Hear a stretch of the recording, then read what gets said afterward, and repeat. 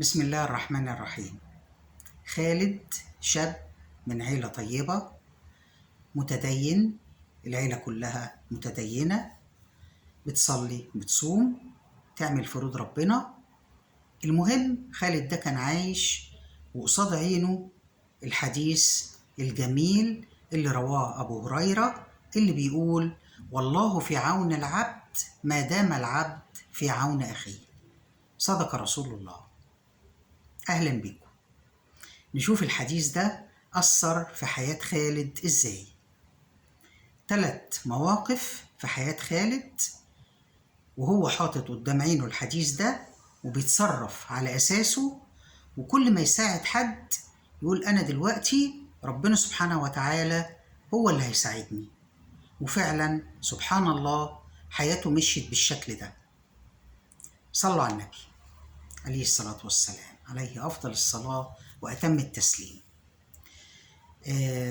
خالد كان طالب جامعي في الجامعة، وكان كل أصحابه بنفس مستواه في الأخلاق، لأن هو متأكد إن الصاحب ساحب، وبالتالي ما بيصاحبش أي حد. لو ما كانش زميله ده اللي معاه في الكلية ده كويس وأخلاقه كويسة ما بيمشيش معاه أصلا. ففي يوم من الأيام واحد صاحبه جاي بيقول له أنا عايز السيارة بتاعتك. طب إيه قصة صاحبه ده؟ صاحبه ده باباه ومامته منفصلين، وكل واحد عايش في مكان، يعني ده في مدينة وده في مدينة، وهو عايش مع والده. في يوم من الأيام اتصلت بيه والدته وقالت له أنا تعبانة وعايزة أشوفك.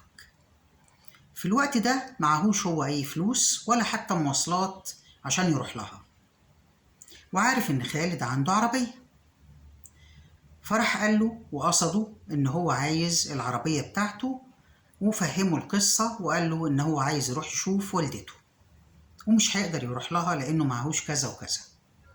قال له طب خلاص مفيش أي مشكلة. قال له بجد؟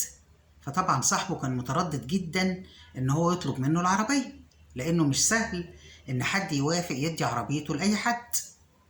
فقال له لا مفيش أي مشكلة، روح شوف والدتك واطمن عليها وسلم لي عليها وقول لها تدعي لي. المهم فاداله العربية. راح صاحب خالد ده خد العربية وهو مسافر رايح لوالدته المدينة اللي هي قاعدة فيها.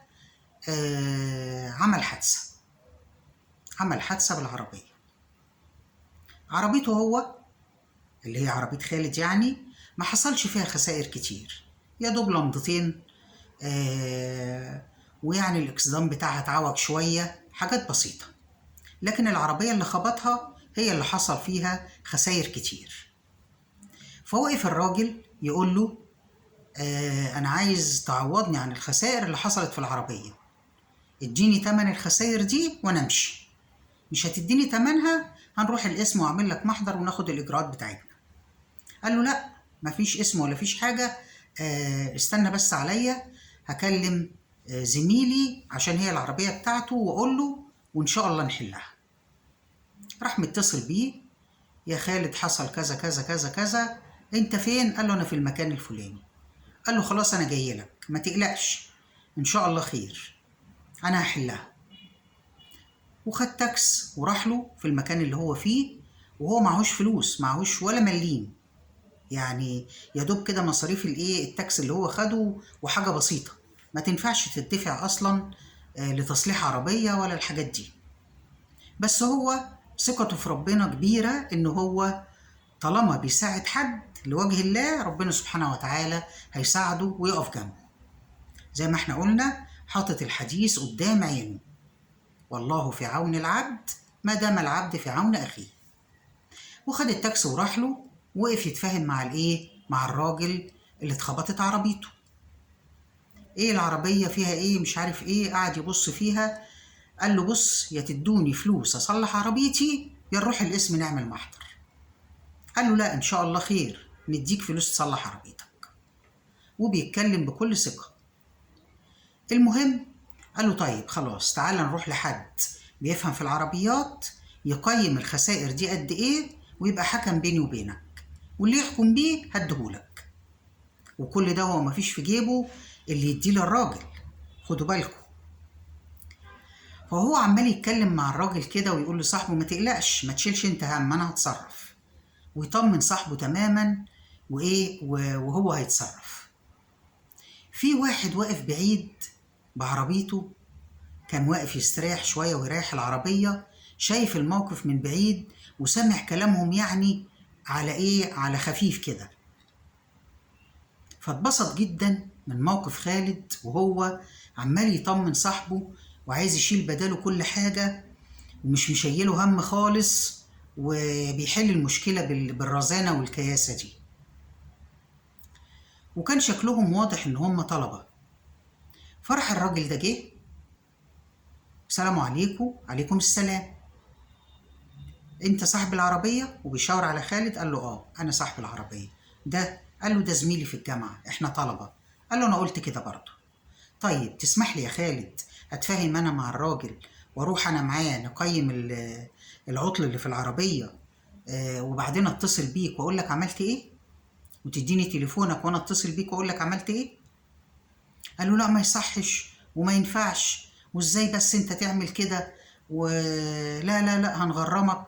وبقى ايه، محرج من الراجل جدا. وطبعا مع حق، الراجل هيدفع بأي مناسبة هو ما يعرفوش. المهم الراجل أصر، قال له بص انتوا طلبة زي ما قلت، وانا برضو كنت حاسس كده وشكلكم بيقول كده، روحوا انتوا شوفوا مذاكرتكم، احنا في ايام امتحانات.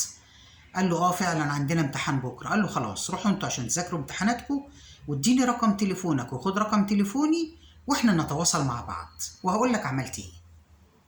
المهم الراجل اصر لحد ما خالد وافق. راح سايب الراجل مع صاحب العربيه، وخد هو عربيته وخد صاحبه ومشوا. وصل صاحبه البيت وروح هو البيت. دخل اوضته ومجهد وتعبان وحاله تمام التمام، وعنده امتحان تاني يوم، وشايل هم العربية اللي فوانيسها بايظة بره والإكسدام بتاعها مطبق. يا رب حلها من عندك. وقاعد يدعي ربنا. لا أبوه بينادي عليه، يا خالد يا خالد. قال له أيوة. قال له أنت سايب عربيتك كده وراكنها على جنب وحاططها فوق الرصيف، وإيه اللي فيها دون من إيه؟ قال له أبدا يا والدي مفيش حاجة. قال له طب عموما أنا خدتها ووديتها للراجل صلح لك الكشافات عشان ما تمشيش بيها كده مظلمة، وصلح لك الاكس دام وركنتها لك بره. ادي اول حاجة. قال اللهم لك الحمد يا رب، اللهم لك الحمد. نيجي بقى للامتحان. جاب الكتاب قدامه وقعد عشان يبدأ يذاكر عشان الامتحان بتاع تاني يوم. لقى التليفون بيرن. الو مين؟ قال له انا فلان، اللي هو الراجل اللي راح مع صاحب العربية اللي اتخبطت عشان يشوفوا كام ويصلحوه. طيب ماشي تمام، عملت ايه؟ قال له رحنا وقيمنا الخسارة اللي في العربية وانا اديت له الفلوس. قال له طب الفلوس كام عشان نتقابل واديها لك؟ قال له لا خلاص. قال له لا ما ينفعش. قال له يعني انت عايز تاخد ثواب لوحدك؟ انت عمال تشيل القصة والليلة كلها عن صاحبك وعشان تاخد ثواب وانا ما اخدش ثواب؟ انا خلاص دفعت الفلوس عشان انا كمان اخد ثواب. وادي التانية اتحلت، اتدفعت الفلوس والمشكلة خلصت والعربية بتاعته اتصلحت وكله تمام. شوف بقى سبحان الله، انا عند ظن عبدي بيه. هو عمل بالحديث وثقته في ربنا كبيرة، وربنا سبحانه وتعالى في حديثه القدسي انا عند ظن عبدي بيه، ان ظن بي خيرا فهو خير. خلاص، فهو ظن بي خير، فراح ربنا اداله الخير. نيجي بقى للامتحان. الامتحان صباح الصبح وهو حاطط الكتاب قدامه وعايز يذاكر، وعمال كل ما يجي يذاكر عينيه تقفل، كل ما يجي يذاكر يفقر وعايز ينام. وفعلا نعس من غير ما يدرى وما ذاكرش الامتحان. فقعد يقول يا رب يا من تجيب المضطر إذا دعاك، انت انت عالم بيا وعارف ايه اللي جرى، وعارف انا ليه ما ذاكرتش. وكل ما يدعي ربنا قلبه يستريح اكتر، كل ما يدعي ربنا وكله يقين وثقة في الله قلبه يستريح اكتر. فقال يعني يا رب الامتحان هيتلغي؟ هو أنا قلبي بيرتاح كده ليه؟ يعني معقولة الامتحان هيتلغي؟ ليه لأ؟ مش بعيد. يا من تقل للشيء كن فيكون. المهم راح الامتحان، ولاقي بقى زمايله عمالين يسألوا بعض في المادة اللي هيمتحنوها ويراجعوا مع بعض، وهو مش قادر يراجع ولا قادر يعمل حاجة، وكل اللي بيعمله إن هو عمال يدعي ربنا. وراح الكافتيريا يشرب قهوة عشان يفوق، يعني يعرف يحل شوية، مع إنه خلاص بقى كله ثقة في الله وعنده يقين إن ربنا سبحانه وتعالى هيخلي الامتحان ده يتلغي أو يتأجل بأي شكل. فأصحابه بيقولوا له ما تيجي يا خالد تراجع معانا، قال لهم الامتحان هيتلغي. بعد ما قال لهم بيقول أنا مش عارف قلت كده إزاي. أنا ما كنتش عايز أقول، بس ما أعرفش قلت كده إزاي. هيتلغي إيه يا عم؟ تعالى ذاكر، مش تعالى ذاكر، المهم. طب أنت عرفت منين؟ قال لهم ما حدش سألني عن حاجة، ما أعرفش. وراحوا دخلوا كلهم المدرج عشان يمتحنوا، وقعدوا في المدرج ومستنين بقى ورق الإجابة والأسئلة والمراقبين والكلام ده. فشوية كده عدى 5 دقايق، الورق ما جاش، ميعاد الامتحان بدأ والورق ما جاش. خير في ايه؟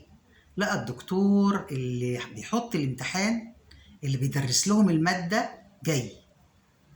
دخل عليهم المدرج، سلام عليكم. راحوا كلهم طبعا ردوا ازيك يا دكتور؟ عليكم السلام.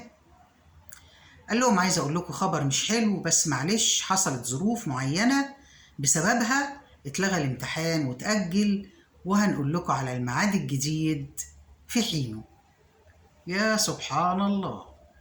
فخالد بقى قاعد مش عارف يحمد ربنا ويشكره ازاي، عايز يروح جري او يخش اي مسجد عشان يصلي شكر لله. وزمايله بقى انت عرفت منين انه هيتلغي؟ انت مش عارف ايه؟ قال لهم ما حدش يسألني عن حاجة، انا عايز اروح. وروح جري صلى شكر لله، ركعتين في ركعتين في ركعتين في ركعتين، ما بقاش عارف صلى كام ركعتين بالظبط، وكل ركعتين يسلم السلام عليكم ويكمل ويسلم ويصلي ويسلم. طبعا يعني خير من ربنا كبير جدا جدا جدا. يا رب اجعل قلوبنا صافية يا رب، اللهم آمين. يا رب اجعل قلوبنا جميعا صافية يا رب، واجعل ثقتنا بيك كبيرة يا رب، اللهم آمين. أمنوا يا جماعة عشان كلنا يستجيب الدعاء، وكلنا بإذن الله يجعل قلوبنا صافية وكلها ثقة في الله. اللهم لك الحمد يا رب. المهم، تالت مفاجأة. كبر خالد وخلص جامعة واتجوز وخلف بنوتة أمورة. ايه كده يا حاجة صفية؟ بسرعة بسرعة كده، بسرعة بسرعة كده. المهم خلف بنوتة أمورة، كبرت وهتتجوز هي كمان. في الوقت ده والدته ست كبيرة، ويعني عندها سكر وضغط والحاجات بتاعت الستات اللي كبرت دي. المهم فعمال عايز يجهز بنته، محتاج لها 50,000 جنيه، مع منهم كام؟ 20,000 جنيه. طب وال30 على الله.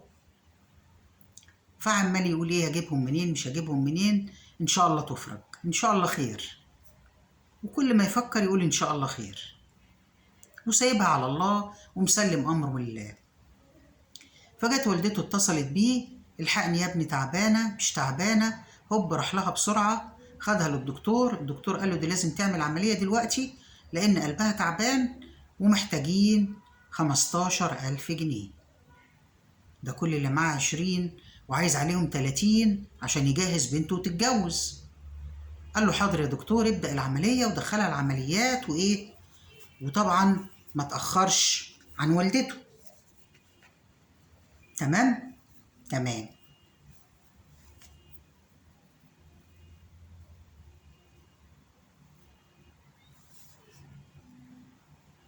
فخلاص قال للدكتور اعمل العملية، تتكلف 15,000 جنيه، مفيش أي مشكلة. ودفع الفلوس عشان مامته تعمل العملية لأن قلبها تعبان ومش هيقدر يتأخر عنها. فوالدته بقى: يا ابني وبنتك وجهازها ومش جهازها، ده انت عايز لها 20,000 جنيه، عايز لها قصدي 30,000 جنيه ومعاكش غير 20. هو بقى كان حكي لوالدته. قال لها: مش مشكلة يا انتي أهم. المهم والدته عملت العملية وربنا شفاها وخدها روحها، وبعدين رجع شغله. هو كان بيشتغل مدرس. فقعد في حصة فاضية كده، لقى التليفون بيرن. رد على التليفون، لقى ده مفيش حد بيتكلم. ده امال في الو الو. لقاها والدته. قالت له: يا ابني بس قاعده، انت جيت على بالي، قلت اتصل اطمن عليك وادعي لك، ربنا يكرمك ويرزقك ويسترها معاك. راح مسلم عليها: وشكرا يا امي واللهم امين، وقفل التليفون. يا دوب قفل مع مامته التليفون، ولقى رساله جات له على التليفون. بيبص على الرساله، لقى: اتحول لك رصيد ب50,000 جنيه. كم؟ 50,000 جنيه. منين؟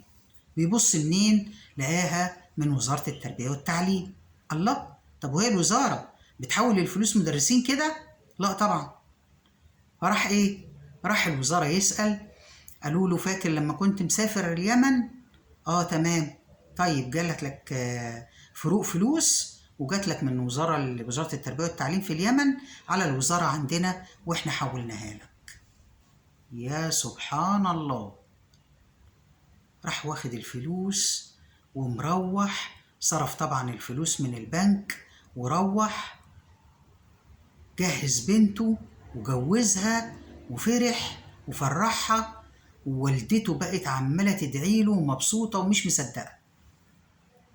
فهو قعد كده صلى شكر لله، زي ما دايما بيصلي شكر لله لما ربنا بيسترها معاه وبيحلله المشكلة ويرزقهم من حيث لا تحتسبوا. يا سبحان الله، ربنا سبحانه وتعالى فعلا بيرزق الإنسان، يعني يرزق من يشاء بغير حساب. ونرجع لحديثنا الجميل اللي رواه أبو هريرة، اللي بيقول فيه: والله في عبد العون ما دام العبد في عون أخيه. ده بقى مش أخيه، دي والدته. دفع الفلوس لوالدته، ربنا اداله أضعافها، يعني دفع 15 جاله 50,000 جنيه. ايه رأيكم بقى في القصة الجميلة دي بتاعت خالد، اللي ربنا دايما واقف جنبه عشان هو ما بيلقاش اي حد محتاج له ويقدر يساعده غير لما بيساعده. يا رب دايما يقدرنا ونكون دايما معينين لأي حد محتاج إعانة أو مساعدة من أي نوع. يعني الحديث بيقول: الكلمة الطيبة صدقة. يعني لو نقدر حتى نساعد اللي قدامنا بكلمة طيبة ما نبخلش عليه بيها. فربنا يا رب يجعلنا جميعا عون لبعض ودفع البعض على الخير. ولو القصة عجبتكم نعمل لايك للفيديو، واشتراك في القناة لو أول مرة تشوفوني، وتفعيل الجرس على الكل عشان يوصلكوا إشعار بكل قصة جديدة بقدمها. مع سلامة الله، أشوفكم في فيديو جديد بخير وصحة وسعادة وقوة إيمان. أهم حاجة قوة إيمان. مع سلامة الله.